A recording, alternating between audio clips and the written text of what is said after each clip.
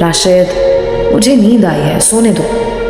जैसे वो कहीं खो गई थी, बिल्कुल चुप चुप से, खामोश सी। या शायद लड़कियां ऐसी ही होती हैं, शादी के नाम पे उदास सी हो जाती हैं, अपने आने वाले कल के लिए परेशान हो जाती हैं। राशिद पास बैठा, मारिया का हाथ पकड़ा। मारिया, क्या हुआ है तुमको?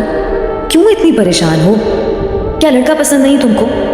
मारिया चुप रही। राशिद, मुझे अकेला रहने दो। राशिद बोला, मारिया, तुम कभी इतनी खामोश नहीं रही ना। आज यूं देखा तो अच्छा नहीं लगा।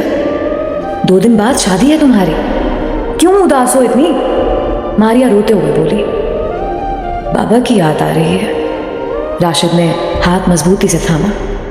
हम सब हैं ना तुम्हारे साथ, अल्लाह चाचू को जन्नत में जगा दे। मारिया आज बहुत रो रही थी। राशिद ने पहली बार मारिया को ऐसे रोता देखा था। मारिया तो बहुत मजबूत थी, आज फिर ऐसी क्यों? मारिया की बड़ी बड़ी आंखें सुर्ख हो गई थी। राशिद कुछ कहना चाहता था। मारिया ने हाथ जोड़े। राशिद, अकेला छोड़ दो मुझे। निकाह का वक्त था। मारिया दुल्हन के रूप में बेपनाह खूबसूरत लग रही थी। मारिया को देखकर राशिद का दिल धड़कने लगा। मारिया के पास आया। माशाल्लाह, बहुत प्यारी लग रही हो। मारिया खामोश थी। इतने में लड़के वालों ने शोर मचा दिया। लड़के की माँ कह रही थी, जहेज में कार का कहा था, वो आप लोगों ने देनी थी, लेकिन अब आप लोग मुकर गए अपनी बात से।